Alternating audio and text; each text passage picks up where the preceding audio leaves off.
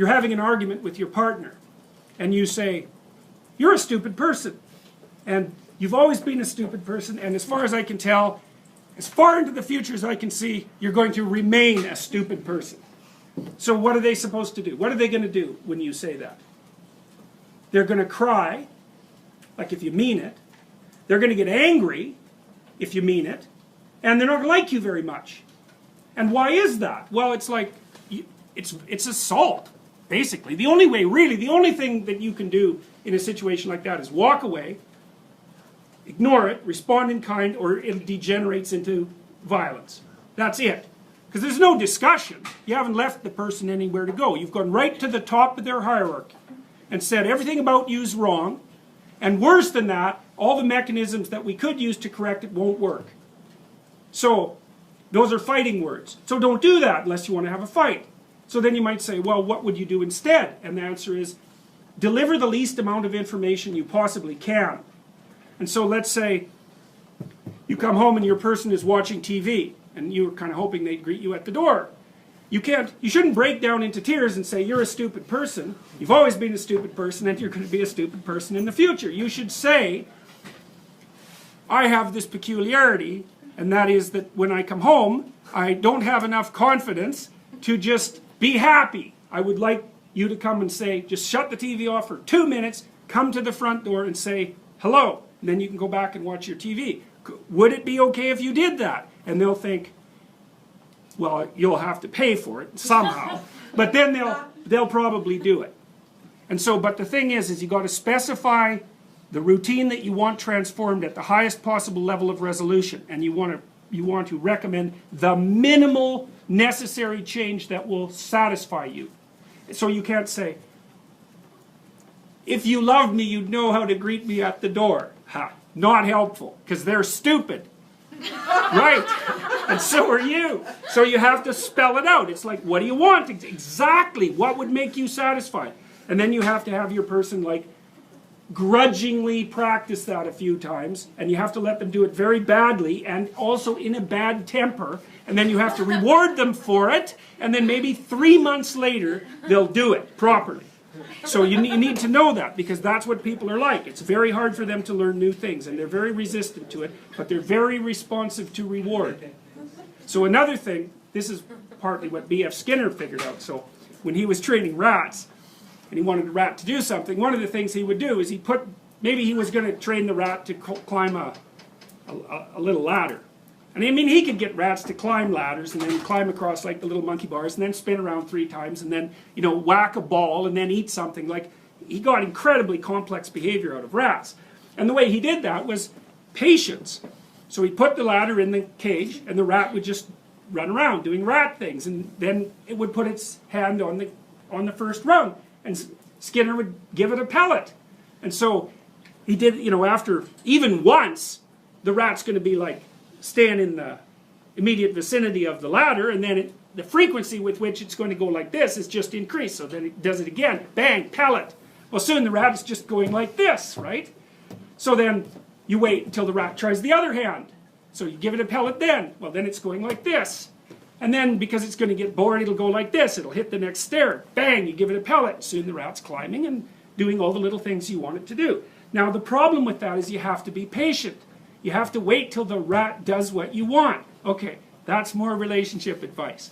Wait till the rat does what you want, and then reward it. And it's unbelievably useful. It's also extraordinarily positive. I mean, I'm being, you know, comical insofar as I can manage that about the situation. But people love reward, and they love attention.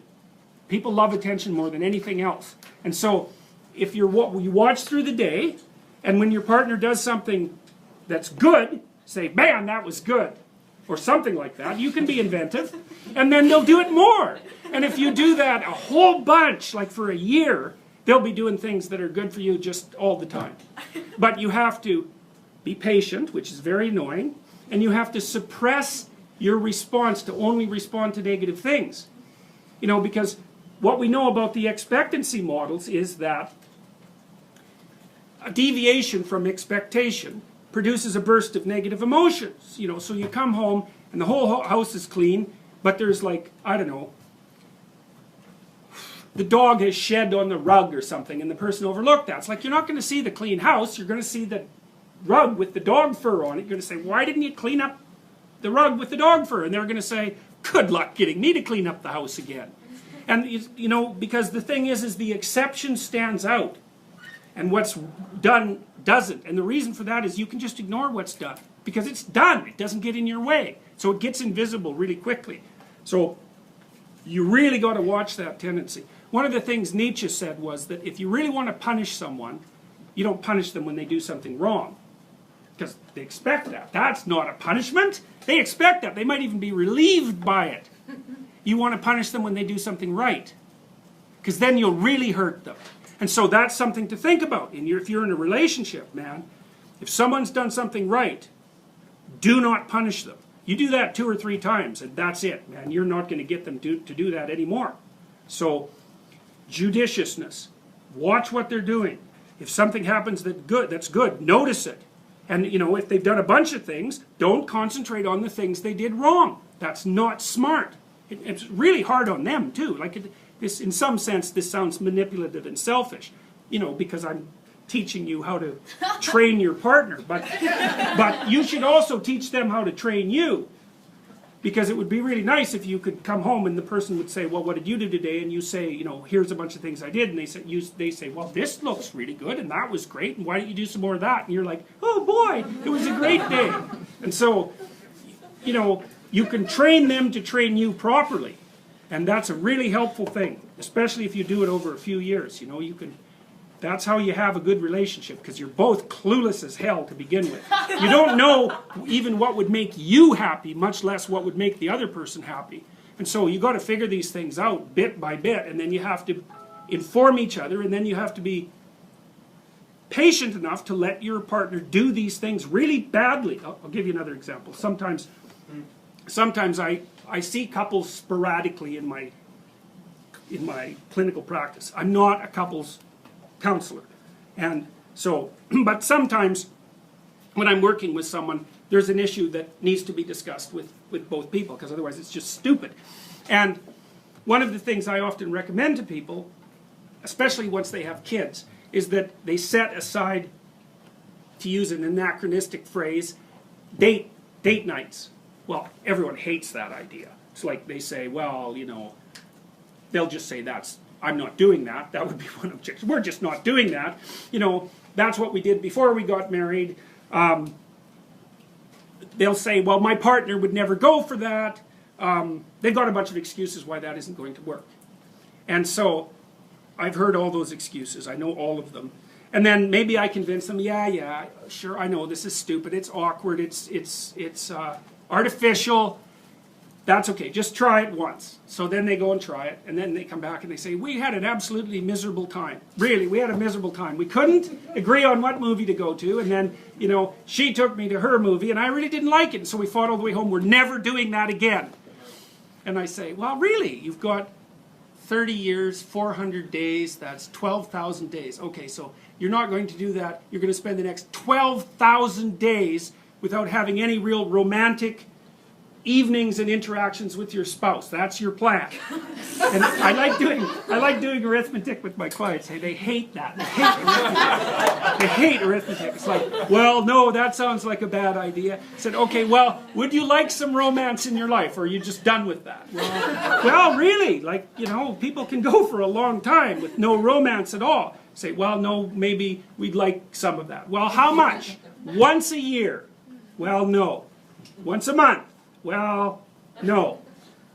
Once every 2 weeks? Well, sometimes people are really busy. It's like, okay, that beats the hell out of 0. Once a week, twice a week. Okay, whatever. We're gonna start with a range. Okay, what would a good evening look like? Like if you could both get exactly what you wanted, what would it look like? Well, then they have to think about that, because the previous theory was, my stupid partner should know what I like, and that's what the partner is thinking too. It's like, good luck with that, because no, they don't have a clue, especially if they're men, they don't have a clue. So you have to tell them what you want and how they could deliver it, and vice versa, which is very awkward and horrible. And then you have to practice it for 6 months. Because, you know, it takes a lot of practice to do something sophisticated really well. And then if you do that, it's like, poof, You got it for the rest of your life. So it's worth the aggravation. You know, and the first time the rat puts its paw up on the ladder, it's just sort of doing it accidentally. You can't expect it to do it well. And that's exactly how to view your own progress and the progress of your partners. Like, let them do it badly for a while. At least they're doing it. So, and if you think they should do it faster, well, look real hard and see how easy it is to change your own behavior. Because it's really hard to change your own behavior. Everybody says, I'm going to exercise 3 times a week. New Year's. And it's like, no one does. They buy the memberships. And then they feel guilty for having them, but they don't actually go to the gym. And that's a perfect example of how difficult it is to transform behavior.